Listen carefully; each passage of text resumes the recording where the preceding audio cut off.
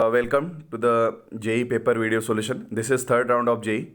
So I will be keeping this video solution as short as possible, and importantly this paper was very easy actually.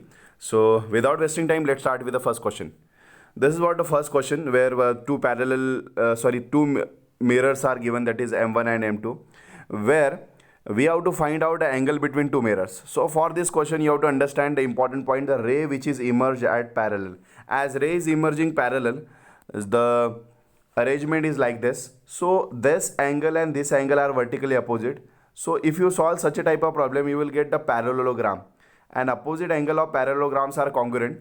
So instead of using these formulas, you can find out this is what 60, if it is 60. Why is it 60? Because this is total 180, this is also total 180, and this is 90. So remaining angle you can find out. So opposite angles are 60. So you will get the answer. Okay. Now next problem. This is what important problem, where you have to find out the x means the displacement of particle, the position of particle, displacement of particle you have to find out. But condition is given, the potential energy is half of the kinetic energy. Potential energy formula half kx square, omega is equal to under of k by m. Now potential energy is half of kinetic energy. This is potential energy half k x square. So you know omega is equal to under root of k by m. So put the value of k is equal to omega square into m. So now this is the value, actually put it. This is the value. Now this is the value. Now this is half kinetic energy, half mv square. V square, kinetic energy is omega square a square minus x square. It is a k, this is the kinetic energy. This is half of kinetic energy. So now let's talk. Let's find out the value of x. This is the value of x from this equation. So potential energy is half of the kinetic energy. Is very important. So it was one of the easiest question. Now move to the next question. Just try to practice the more number of question. It is very important for cracking the any kind of exam. Though this is one of the common question. So find out the value. So you have to remember, B.B. Roy of Great Britain has very good wife with gold silver necklace. Remember this, because gold silver necklace has tolerance, having 5%, है ना, 50%, है ना, 15%, and कौन सा 5%, 10%, 20%. So this is what the no color. So this is the range you have to find out. Okay. So important question. Now you have to find out this is the mass 2 kg is given, the x is given. You have to find out the force. It is one of the easy question. Force is equal to mass into acceleration. So mass is given, you have to find out the acceleration. This paper was very easy actually. How to find the acceleration from displacement? So very easy. The differentiate 2 times. So you will get what? The acceleration. Now calculate the acceleration from this acceleration. So this is what the acceleration by differentiating 2 times, and this is what the mass. The force is equal to mass into acceleration. Simple. Okay, ये बहुत simple है. ये वाला question आपको बहुत बार आएगा. यहाँ number of turns दिए होते हैं और वोल्टेज दिया होता है प्राइमरी सेकेंडरी का. तो आपको ट्रांसफार्मर रेशियो यूज़ करना होता है. क्या use transformer ratio? I S upon I P is equal to क्या होता है? I S upon I P is equal to E P upon E S is equal to N S upon N P. तो उल्टा होता है जब voltage and current are inversely proportional. So पहले transformation ratio use करें और उसके बाद क्या निकाले? करंट की वैल्यू निकाले और उसके 90% निकाले. बस कुछ नहीं होता. ये ऐसा यूज़ करने की जरूरत नहीं है, बट आपको ट्रांसफॉर्मर रेशियो इक्वेट करो. तीनों जो टर्म है ना, तो उसको इक्वेट करो. वोल्टेज दिया है तो करंट निकाल लें. चलो, ये ऐसी मेथड यूज़ करने की कोई ज़रूरत नहीं है. ये क्वेश्चन बहुत इंपॉर्टेंट क्वेश्चन होते हैं. ऐसे टाइप के क्वेश्चन केमिस्ट्री में भी आया करते, कि फिजिक्स में भी आया करते. तो आपका इंपॉर्टेंट पॉइंट बनता है कि इस टाइप के क्वेश्चन की ज़्यादा प्रैक्टिस करें और थोड़ा सा इसको सॉल्व करने की कोशिश करें. यहाँ क्या दिया रहता है वो क्वेश्चन पढ़े. ACB ऐसा क्वेश्चन मैंने लिया है. ACB के प्रोसेस के थ्रू 60 जूल हीट सप्लाई की. हीट सप्लाई कितनी है? 60 जूल. तब वर्क डन कितना हुआ? 30. जब 60 जूल हीट सप्लाई की तो 30 जूल वर्क हुआ. तो मुझे बताओ, जब हीट सप्लाई 40 किया तो find out the work done. ये बहुत सिंपल है, बस पाथ चेंज हुआ है. यहाँ से आपने क्या फाइंड आउट करना है? जब हीट दी है, Q दिया है और W दिया है, इसका मतलब क्या फाइंड आउट करना है? डेल्टा U फाइंड आउट करना है. वो U कहाँ पुट करोगे? यहाँ क्या है? हीट दी है और U दिया है. तो इसलिए क्या निकालोगे, W। बहुत सिंपल है, पहला इक्वेशन पहले पाथ के लिए यूज़ करें, पहला equation Q is equal to delta U plus delta W. यहाँ से किसकी वैल्यू निकाली सर, U की वैल्यू निकाली, U की वैल्यू निकाल के कहाँ पुट कर दी, यहाँ पुट कर दी। यहाँ हीट सप्लाई D है तो वर्क डन निकल गया, बहुत सिंपल। क्योंकि देखो एक बार फिर से देखें, यहाँ क्या दिए Q, क्या क्या क्या दिया है W, क्या निकाला U निकाला, वो U कहाँ पुट कर दिया, यहाँ पुट कर दिया। ये क्या दिए सर, हीट दिया है, क्या निकलेगा सर, W निकलेगा। कितना निकलेगा, 10 जूल निकलेगा। आगे बढ़े, ये बहुत सिंपल था, इंटेंसिटी का रिलेशन दिया है, आपको पता ही होता है, I max upon I me A1 + A2 का होल स्क्वायर, A1 - A2 का होल स्क्वायर, A1 A2 की जगह √I1 I2 भी लिख सकते हैं, कोई दिक्कत नहीं है ऐसे प्रॉब्लम सॉल्व करने में आपको। आगे बढ़े, इस टाइप के क्वेश्चन बहुत अच्छे से सॉल्व करते जाइए बेटा, बहुत ही इंपॉर्टेंट क्वेश्चन है। ये आप बहुत सारे पेपर में, सैम्पल्स पेपर में मैं जब भी देखता हूँ तो मुझे ऐसे क्वेश्चन मिलते हैं, तो इस पॉइंट को आपने कॉमन पॉइंट मान लेना है और इधर इधर इधर करंट निकालना होता है। दो सिंपली एक्सप्लेन करता हूँ, एक पॉइंट को x माना हमने, यहाँ क्या है पोटेंशियल डिफरेंस, बड़ा माइनस छोटा, बड़ा कौन है सर, बड़ा कौन है सर 20 क्यों बड़ा है, क्योंकि करंट ऐसा जा रहा है, 20 - x/2 रेजिस्टेंस, यहाँ का रेजिस्टेंस, वोल्टेज अपॉन करंट, देखो ना ये देखो I क्या होगा, वोल्टेज माइनस अपॉन रेजिस्टेंस, तो वोल्टेज क्या है 20 - x, यहाँ भी क्या 10 - x, important 10 - x divide by 4। Last में एक बिल्कुल यहाँ चालाकी होती है, यहाँ से करंट नीचे आ रहा है इसलिए x - 0 ना कि 0 - x, क्योंकि करंट नीचे आ रहा है। सो इंपॉर्टेंट पॉइंट है x - 0, अगर आप ये हाईलाइट करोगे तो आपको x की वैल्यू मिल जाएगी, ओके। और x की वैल्यू मिल गई तो I की वैल्यू मिल जाती है, बहुत बड़ी बात नहीं है। आगे बढ़े, सो यहाँ आपको दिया है uniformly charge ring, R radius दी है, उसकी एक्सिस दी है, उसको फाइंड आउट करना है H की वैल्यू फाइंड आउट करना है आपको। So for this question you should understand the concept like electric field due to the ये जो लॉन्ग प्लेन शीट होती है, इसके सॉरी द सर्कुलर रिंग की वजह से इलेक्ट्रिक फील्ड होती है, आपको पता होनी चाहिए। इसकी रेडियस R होती है, मैंने बोला था अंडर रूट में R² + A² होता है, ऐसा कुछ आपने 11th में सीखा था। तो इसके वजह से जो फॉर्मूला है आपको पता होना चाहिए, क्या फॉर्मूला है, जो फॉर्मूला है बिल्कुल लर्न होना चाहिए। आगे बढ़े, देखो तो ये formula E = KQ upon x upon R² + x² to the power 1/2। अब यहाँ क्या होता है, एक इंपॉर्टेंट पॉइंट, यूनिफॉर्म रिंग जो होती है उसमें E कभी चेंज नहीं होता, electric field at every point is always same, so change in the electric field is 0। तो when electric field is 0 you differentiate it and equate it with 0, so you will get the value of x. The very easy question, but you have to find out, okay। तो ये x is what, the radius, then height is मतलब radius होता है, जो coil की radius होता है ना उसको हाइट बोलते हैं। ओके, नाउ ये क्वेश्चंस बहुत इंपॉर्टेंट क्वेश्चन होते हैं, ऐसे क्वेश्चन ज़्यादातर आए जाते हैं। कैपेसिटर के बेस पे एक क्वेश्चन आएगा, कुछ नहीं करना पड़ता है बेटा आपको। कैपेसिटर का formula C = A ε0 K upon क्या होता है बेटा, D होता है। मुझे बता K की वैल्यू क्या दी है, K1 दी है, पुट करते जाना। D की वैल्यू चेंज हुई क्या, नहीं चेंज हुई, कोई भी वैल्यू चेंज नहीं हुई, सिर्फ K की वैल्यू चेंज हुई, ये वैल्यू पुट करते जाओ और हमारा फॉर्मूला रेडी। ये सीरीज में है कि पैरेलल में, कौन डिवाइड हो रहा है सर, एरिया डिवाइड हो रहा है। जब एरिया डिवाइड होता है तो पैरेलल, और डी जब डिवाइड होता है तो कौन होता है, सीरीज। मैंने आपको सिखाता है जब एरिया डिवाइड होता है, एरिया कैसे, प्लेट का एरिया, ये देखो प्लेट का एरिया डिवाइड हुआ, ए प्लेट था ना तो A/2 A/3 हो गया, ऐसे डिवाइड हो गया। जब एरिया डिवाइड होता है तो पैरेलल कॉम्बिनेशन में डायरेक्ट एडिशन होती है। अच्छा, जब एडिशन हुई तो हमने क्या कर दिया, C की वैल्यू डाल दी कि ε0 A/D, तो मैंने A/3 डाला, A/3 डाला क्योंकि A 3 भागों में डिवाइड हुआ। मुझे K की वैल्यू थी, K1 की वैल्यू दी है, अच्छा K2 की वैल्यू दी है, K3 की वैल्यू दी है, चमका दिया कि फाइनल आंसर मुझे मिल गया। ओके, आगे बढ़े, ये क्वेश्चन कुछ दिया। इस टाइप के क्वेश्चन जो होते हैं न्यूक्लियर रेडियोएक्टिव एलिमेंट से, ये ऐसे प्रॉब्लम बिल्कुल सॉल्व करते जाइए, ऐसे प्रैक्टिस करें थोड़े थोड़े। मोस्ट कॉमन प्रॉब्लम ही जनरली पूछे जाते हैं। आपको यहाँ पूछा है कि द काउंट रेट ऑब्जर्व पर काउंट इज दिस। अब यहाँ काउंट रेट पूछा है तो यहाँ कैसे आपको ये बाकी चीज़ें, ये तो सब हमने पहले ही डिराइव कर लिया है। ये वाला फॉर्मूला मैंने उस दिन भी बताया था आपको, टू द पावर n वाला, टू द पावर n है। अगर 4 आने के लिए इसकी वैल्यू क्या होनी चाहिए, n की वैल्यू 1/2, तो अभी तो 1/8 आएगा, n की वैल्यू क्या होगी 1/2। तो ये वैल्यू कंपेयर करें a से, ये n है, यहाँ a दिया है पर n है, n = n0 e to the power -λt। ये कंपेयर करो तो आंसर 200 आ जाएगा। इस टाइप के प्रॉब्लम जब तक आप देखेंगे नहीं आपको समझेगा नहीं क्या बता रहे सर।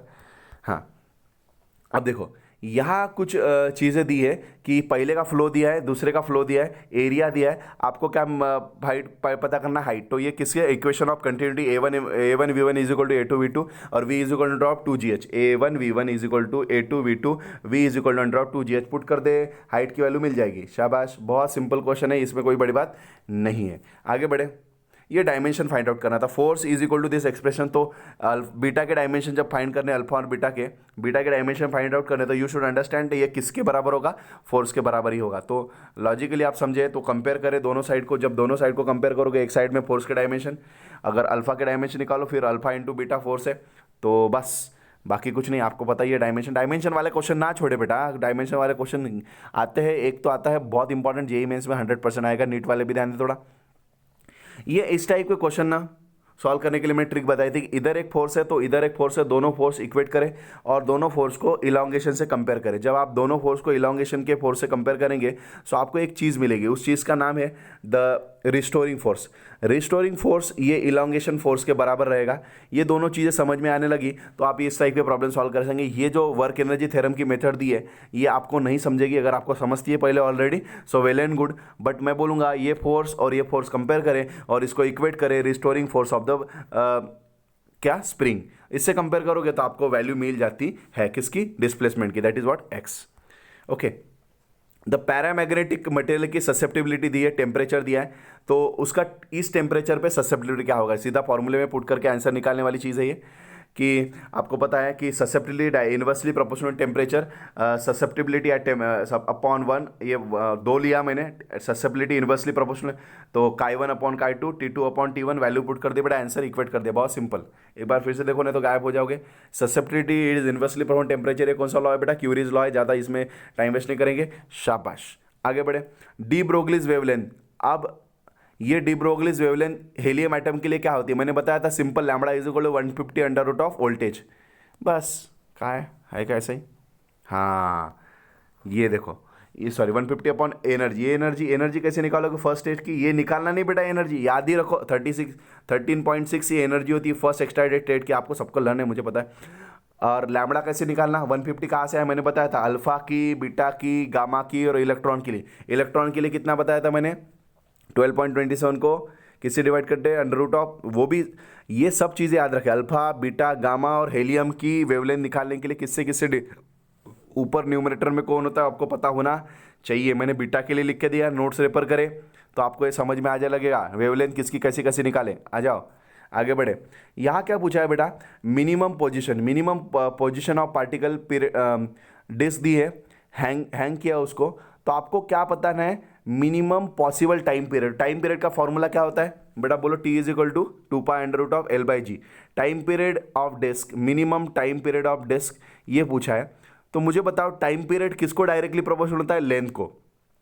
तो मुझे बताओ ये क्या सेंटर में है, नहीं है, तो यहाँ रेडियस R तो नहीं आएगी, पहला ऑप्शन तो रॉन्ग है। मुझे बताओ क्या दूसरा ऑप्शन करेक्ट हो सकता है, नहीं, क्यों नहीं हो सकता सर, क्योंकि ये 2 रेडियस 2R भी नहीं है, अगर ऐसे हैंग करेंगे तो ये R नहीं है, 2R से कम है, तो ये वाला ऑप्शन थर्ड ऑप्शन करेक्ट होगा। ओरली देख के देखो कैसे लॉजिकली समझे फिर से, ये पॉइंट कहाँ है बेटा, सेंटर में तो नहीं है, तो R तो होगा ही नहीं, क्योंकि अरे अंडर रूट ऑफ क्या होता है, T is equal to 2 pi L होता है ना, L क्या होता है यहाँ, L मीन्स जिस the point from which we are hanging, तो यहाँ R तो नहीं है, it is less than R, सो यही ऑप्शन करेक्ट लगता है। कैसी मेथड सॉल्व किया पता नहीं, हाँ आए, तो यहाँ देखो ये अंडर रूट ऑफ R, ये मेथड की जरूरत नहीं है, बट यू कैन अंडरस्टैंड कि the length is always less than radius because the point is not at centre. Okay आगे बढ़े, चलो यहाँ बहुत सिंपल क्वेश्चन है, किरचॉफ्स लॉ अप्लाई करना है आपको, L A R और ये तीनों का पावर इक्वेट करना है। तीनों का क्या करना है, पावर किसने दिया भैया, बैटरी ने दिया, किसको दिया सर, इंडक्टर को दिया, किसको दिया, रेजिस्टेंस को दिया। रेजिस्टेंस का पावर क्या होता है, I²R। चलो आगे बढ़े, तो पावर देखो, ये पावर V इंटू आई, ये पावर किसका, इंडक्टर का, ये पावर किसका, रेजिस्टेंस का, तीनों को पावर को इक्वेट किया मैंने। और तीनों पावर को इक्वेट करने के बाद में एक चीज़ बताता हूँ, ये ऐसी भी चीज़ करने की जरूरत नहीं है, आपने डायरेक्ट फार्मूला, आपको पता है मैंने e टू द पावर जो फार्मूला बताया था, e to the power RT upon L, जो बच्चे पता है इसको एक टाइम कांस्टेंट होता है करके, ये वाला फार्मूला जो है इंडक्टर के लिए, तो ये डिस्चार्जिंग के टाइम यूज़ होता है एट द स्टेडी स्टेट, ये डायरेक्ट फार्मूला जिसको लर्न है, तो ये बाकी चीज़ें डेरिवेशन है, ये करने की जरूरत नहीं। e to the power RT into L, तो यहाँ ये कंपेयर करेंगे हाफ से तो आपको टाइम की वैल्यू ऑलरेडी मिल जाती है, क्योंकि एक्सपोनेंशियल और लॉग उस साइड लॉग आ जाएगा, क्योंकि एक्सपोनेंशियल को कैंसिल करना है। तो यहाँ 1/2 है, सो यह लॉग ले ले, तो e टू द पावर है। ये एक्सप्रेशन आपको ऑलरेडी पता होना चाहिए, इसके ऊपर डिपेंड ना रहे आप, क्योंकि ऑलरेडी मैंने आपको ये e to the power RT upon L बताया था, RT इज टाइम कॉन्स्टेंट, यहाँ बताया था मैंने सारी चीज़ें, C के बराबर होता है, ठीक है, सिटी भी होता है वहाँ। तो आपको पता होगा ये सारी चीज़ें करने के बाद आपको टी की वैल्यू लेनी पड़ेगी, दोनों साइड लॉग ले लो, ई कैंसिल हो जाएगा, तो आपको चीज़ें दिक्कत क्लियर हो जाएंगी। थोड़ा पढ़ते रहिए।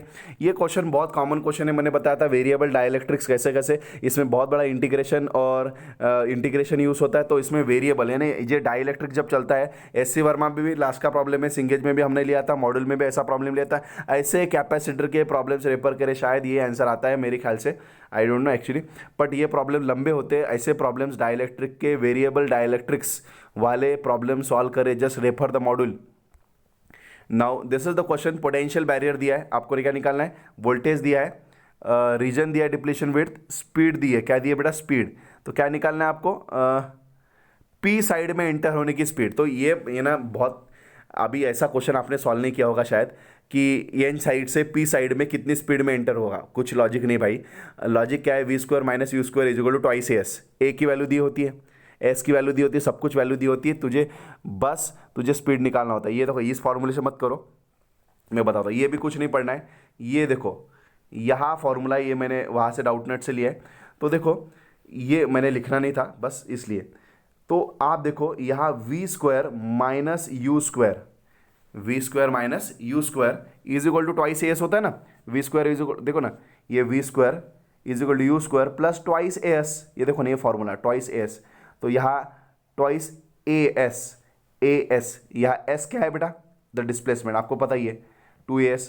तो यहाँ ए की वैल्यू कैसा होगा, ए की वैल्यू क्या होती है, फोर्स अपॉन मास। तो फोर्स कितना होता है, इलेक्ट्रिक फोर्स, देखो electric force Q by M, देखो ना यहाँ ये एफ इज इक्वल टू क्या होता है, फोर्स लगता है चार्ज पे जब इलेक्ट्रिक फील्ड में रखा हो, अपॉन मास, वैसे ही रहेगा। अरे E F is equal to E into E, force लगता है चार्ज में और मास वैसे का वैसे। ये उठा के एक्सेलरेशन की वैल्यू कहाँ डाली, इस इक्वेशन में। ये देखो यहाँ ये ए की वैल्यू यहाँ डाली, डी की वैल्यू ऑलरेडी की वजह से, यानी आपको लॉजिक नहीं लगाना इसमें, काइनेमेटिक इक्वेशन लगा के ए की वैल्यू निकालो भाई, वी की वैल्यू गिवन होती है, बस बाकी कुछ नहीं, ये पढ़ने की कोई ज़रूरत नहीं है, बस आपको समझ में आ जाएगा। ये किसकी वैल्यू है, 2as, ए की वैल्यू कैसे निकाले, फोर्स पर, फोर्स कैसा होता है, ई इंटू ई। शाबाश, आगे बढ़े। ये कुछ आपको क्वेश्चन दिया है, इसमें आपको पोटेंशियल डिफरेंस निकालना है। तो ये किरचॉफ लॉ से आप डायरेक्टली निकाल सकते हो, किरचॉफ लॉ अप्लाई करें। जैसे किरचॉफ लॉ अप्लाई करोगे, ये voltage across two terminal, E यहाँ दे, E battery, L D I by D T होता है एल का, और ये आई आर होता है। तो कंपेयर किया मैंने, तो किरचॉफ लॉ से ये वैल्यू निकल गई, वोल्टेज बिटवीन टू टर्मिनल। सो ये कॉमन क्वेश्चन है, वन ऑफ द टाइम। मैंने जब इंडक्टर की स्टार्टिंग ली थी, यही क्वेश्चन लिया था, मुझे अभी भी आते हैं। पार्टिकल दिया है, उसका डिस्प्लेसमेंट दिया है, तो आपको क्या फाइंड आउट करना है, देन फाइंड एक्स। ये क्वेश्चन बहुत सिंपल होते हैं, जिसकी कंपैरिजन करनी होती है। ये डब्ल्यू किस 100 किसकी वैल्यू होती है बेटा, ओमेगा की, याद रखें, 100 किसकी वैल्यू, ओमेगा की, याद करें। So v is equal to a cos omega t. तो मुझे बताओ, यहाँ अगर आप लॉजिकली देखोगे, अगर समय शून्य की बात करूँ मैं, तो यहाँ कौन जीरो हो जाएगा, ओमेगा टी। तो क्या बन जाएगा हमारा, ए कॉस पाई बाई 6। तो इक्वेशन को कंपेयर करें, तो ओमेगा की जगह कौन दिया है बेटा, 100 दिया है। आ जाओ देखो ना, ओमेगा की जगह कौन दिया है, 100। एम्पलीट्यूड भी दिया है, एम्पलीट्यूड कितनी दी है बेटा, 20। अब एम्पलीट्यूड कितनी दी है, 20 दी। जब एम्पलीट्यूड 20 दी है, ओमेगा दिया है, सबकी वैल्यू पुट करो, कॉस पाई बाई 6 कितना है, √3/2। तो सबको पुट किया और चमका दिया, हो गया आंसर। क्योंकि यहाँ बोला टी इक्वल टू 0, तो इसलिए मैंने टी इक्वल टू 0 लिया, बस, बाकी कुछ नहीं, बाकी कुछ लॉजिक नहीं लगा है। हाँ, ये क्वेश्चन हमने बहुत बार सॉल्व किया। इसका फॉर्मूला क्या होता है, T1 into T T1 plus T2। सो ये वाला क्वेश्चन याद रखें हमेशा।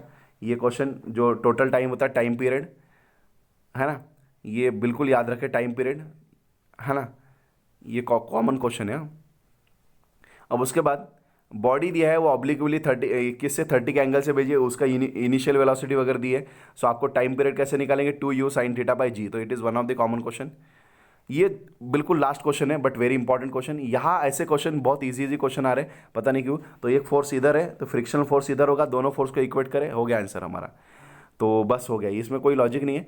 सो फ्री बॉडी डायग्राम से आप कर सकते हैं। मैं आशा करता हूँ कि आपको ये छोटे छोटे क्वेश्चन आते होंगे। ये फाइनल आंसर की है, बने रहेंगे, हम करते रहेंगे थोड़ा थोड़ा। सर ने जैसे प्रॉमिस किया कि आपको जेई की जो ऑल वीडियो सॉल्यूशंस है वो अवेलेबल कराएंगे। उसके बाद नीट के वीडियो सॉल्यूशन चालू होंगे, कर रहे हैं, सैप्स कोशिश कर रहा है जितना भी हो सके कि मैक्सिमम आप लोगों तक पहुंचाने की। एक्चुअली मुझे भी बहुत डिफिकल्ट होता है, बहुत सारे स्केड्यूल्स होता है, उसमें भी रिकॉर्ड करो और आपकी तरफ पहुंचाओ। पर कोशिश यही कि आपकी तरफ पहुंचाओ। यहाँ तक आपने वीडियो देखा 20 मिनट तक, और यहाँ तक बने रहे। मैं thank you, I appreciate your time. Thank you so much for connecting.